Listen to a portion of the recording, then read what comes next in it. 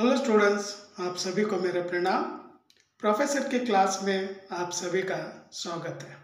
Students, आज बोलाराम का जीव और यात्रा जापान की इन दो लेसन के एमसीक्यू आंसर्स लेकर आपके सामने हाजिर हो चुका हूँ।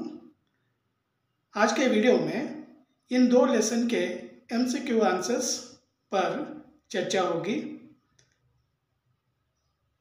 जो स्टूडेंट फर्स्ट एग्ज़ाम में फेल होकर सेकंड एग्ज़ाम लिखने के लिए तैयार हो रहे हैं, उन विद्यार्थियों के लिए, उन छात्रों के लिए ये वीडियो बहुत ही क्या यूज़फुल है।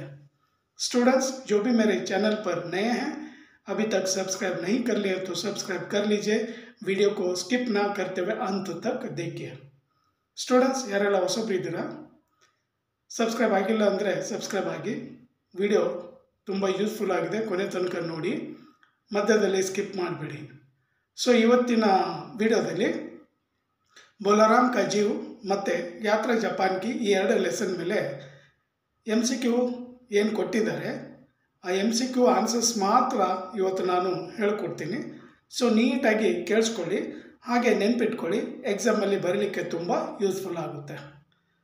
ಸೊ ಬನ್ನಿ ಸ್ಟೂಡೆಂಟ್ಸ್, ಇವಾಗ ಈ ಎರಡು ಲೆಸನ್ MCQ ತೋರಿಸ್ಬಿಟ್ಟು ಓದ್ಬಿಟ್ಟು ಆನ್ಸರ್ಸ್ಗಳನ್ನೆಲ್ಲ ಹೇಳ್ತೀನಿ. So students, just today we discuss about only two lessons MCQ answers. First one Bolaram का जीव, second one यात्रा जापान की. And आप जानते हैं, all students they know, because MCQ answers are so important. That's why I'm telling you. You remember all 8 lessons MCQ answers, because remembering means so many students they feel difficult, but few students they feel so easy. So आप आइए, आपको ये answers समझाऊंगा. बोलाराम का जीव और यात्रा Japan की. ये स्टूडेंट्स, ये रहे 8th लेसन यात्रा जापान की. सो 7th वन बाद में देखेंगे. लेखिका जापान किस हेतु गई थी? हिंदी सम्मेलन में भाग लेने के लिए. जापान के होटलों का रिवाज क्या है? गर्म पानी देने का, यानी पीने के लिए. जापान का गुणधर्म क्या है? शालीनता. Tokyo university of foreign studies के निदेशक कौन है? Fuji Takeshi. Just you remember students name, Fuji Takeshi. पुस्तकालय से बाहर निकलते समय अलार्म क्या जताता है? कोई किताब नहीं है. लेखिका ने किसे अनुशासन प्रिय कहा है? जापानियों को. शिनकोन सेन का शाब्दिक अर्थ क्या है? न्यू ट्रंक लाइन और बुलेट ट्रेन. पानी के लिए जापानी भाषा में कौन सा शब्द है? मीजू.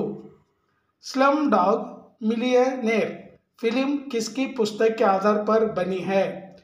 श्री विकास स्वरूप. नारा का प्रसिद्ध मंदिर कौन सा है? तोदाएजी. गौतम बुद्ध को जापानी भाषा में क्या कहते हैं? दाया बुत्सु. नारा मंदिर में बुद्ध प्रतिमा की ऊंचाई कितनी है? 55 फुट, 55 फीट. लास्ट वन, एक ज़माने में कौन सा शहर जापान की राजधानी हुआ करता था? नारा. ಸೊ ಈ ಥರ ಸ್ಟೂಡೆಂಟು 12 MCQ ಕೊಟ್ಟಿದ್ದಾರೆ. ಆ 12 ಆನ್ಸರು 12 ವರ್ಡ್ಸ್ ಮಾತ್ರ ನೀವು ನೆನ್ಪಿಟ್ಕೊಳ್ಬೇಕು. ಮಿಕ್ಕಿದ್ದೆಲ್ಲ ಈಸಿಯಾಗಿ ನೀವು ಬರಿಬೋದು. ಇಲ್ಲಿ ತೋರಿಸ್ತಾ ಇದ್ದೀನಿ ನೋಡಿ, ಒಂದು ಸಾರಿ ನೋಡ್ಕೊಳ್ಳಿ ನೀಟಾಗಿ. ಇವು 13 ಆನ್ಸರ್ಸ್ ನೀವು ನೆನ್ಪಿಟ್ಕೊಂಡ್ರೆ ಸೊ ಬರೀಲಿಕ್ಕೆ ಮಾತ್ರ ಈಸಿ ಆಗುತ್ತೆ. ಆಮೇಲೆ ನೀವು ಚೂಸ್ ಮಾಡಲಿಕ್ಕೂ ಕೂಡ ತುಂಬ ಈಸಿ ಆಗುತ್ತೆ. ಸೊ ಬನ್ನಿ ಸ್ಟೂಡೆಂಟ್ಸ್, ನೆಕ್ಸ್ಟ್ ಇನ್ನೊಂದು ಲೆಸನ್ ಇದೆಲ್ಲ बोलाराम का जीव, ಅದು ತೋರಿಸ್ತೀನಿ. ಅದು ಕೂಡ ಕ್ವಶನ್ಸ್ ಓದ್ಬಿಟ್ಟು ಆನ್ಸರ್ ಹೇಳ್ಕೊಡ್ತೀನಿ. ये स्टूडेंट्स, ये 7th लेसन है. स्वर्ग या नरक में निवास स्थान अलॉट करने वाले कौन है? धर्मराज. सेकंड क्वेश्चन, बोलाराम के जीव ने कितने दिनों पहले देह त्यागी? 5 दिनों पहले. थर्ड वन, बोलाराम का जीव किसे चकमा दे दिया? यमदूत को। यमदूत ने सारा ब्रह्मांड किसकी खोज में छान डाला? बोलाराम के जीव को। बोलाराम किस शहर का निवासी था? जबलपुर। देन इस साइड आ जाइए। बोलाराम को 5 साल से क्या नहीं मिला? पेंशन। नारद जी बोलाराम की पत्नी से विदा लेकर कहाँ पहुंचे? पेंशन कचहरी और पेंशन ऑफिस। देन बोलाराम ने दरख्वास्त पर क्या नहीं रखा था? वजन यानी पेपर वेट।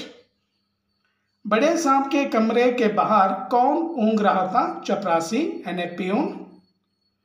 बड़े सांप की लड़की क्या सीखती है? गाना बजाना और म्यूजिक संगीत। नारद क्या छीनते देख घबराए? वीणा। फाइल में से किसकी आवाज आई? बोलाराम का जो जीव है, जीव की आवाज आई। सो इस तरह से आपको एक 12 MCQ आंसर्स आपको याद रखना है students. Just you remember all these MCQ answers and I told you these answers are so important. When you write these answers, you will get marks. So automatically you will get passing marks. So seriously you study and seriously write in examination, because your second examination on 7th May 2025. So serious से आप लोग पढ़ाई करिए। अगर आप serious से अगर पढ़ेंगे तो पास हो जाएंगे।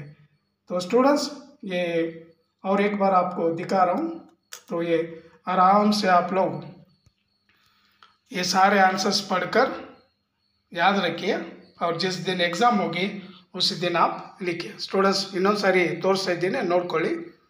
ಸೊ ತುಂಬ ಈಸಿ ಆಗಿದೆ, ನೀವು ಪಾಸ್ ಆಗೋದು ಹಿಂದಿ ಸಬ್ಜೆಕ್ಟಲ್ಲಿ ತುಂಬ ಈಸಿ। ನೀವು ಯಾಕೆ ಫೇಲ್ ಆಗ್ತೀರಾ ಅಂದರೆ ನೀವೇನು ಬರೆಯಲ್ಲಲ್ವಾ, ಅದ್ರ ಸಲುವಾಗಿ ಫೇಲ್ ಆಗ್ತೀರಾ। ಸೊ ಏನಾದರೂ ನೀವು ಆ ಕ್ವಶನ್ದು ಸಂಬಂಧಪಟ್ಟಂತೆ ಏನಾದರೂ ನೀವು ಬರೆದ್ರೂ ಕೂಡ ಪಾಸ್ ಆಗ್ತೀರಾ। ಒಂದೊಂದು ಮಾರ್ಕ್ಸ್ ನಿಮಗೆ ಬಂದರು, ಒಂದು 24 ಮಾರ್ಕ್ಸ್ ಬಂದರು, ನಿಮಗೆ 20 ಮಾರ್ಕ್ಸ್ ಬಂದರೂ ಕೂಡ ನೀವು ಪಾಸ್ ಆಗ್ತೀರಾ। ಸೊ ಸ್ವಲ್ಪ ಟ್ರೈ ಮಾಡಿ 20 ಮೇಲೆ ಮಾರ್ಕ್ಸ್ ತೆಗಿಲಿಕ್ಕೆ, तो ಈಸಿಯಾಗಿ ನೀವು ಪಾಸ್ ಆಗ್ಬೋದು, ನಿಮ್ಮ ರಿಸಲ್ಟು ಬಂದುಬಿಡುತ್ತೆ। तो ಸ್ಟೂಡೆಂಟ್ಸ್ ಈ ವಿಡಿಯೋ ಇಲ್ಲಿಗೆ ಸ್ಟಾಪ್ ಮಾಡ್ತೀನಿ। ನೆಕ್ಸ್ಟ್ ವಿಡಿಯೋದಲ್ಲಿ ಮತ್ತೆ ಗ್ರಾಮರ್ ಪಾರ್ಟ್ಸ್ ತೊಗೊಂಡು ಬರ್ತೀನಿ, ಅಲ್ಲಿ ತನಕ ವೆಯ್ಟ್ ಮಾಡ್ತಾಯಿರಿ। Thank you students, thank you, ಧನ್ಯವಾದ।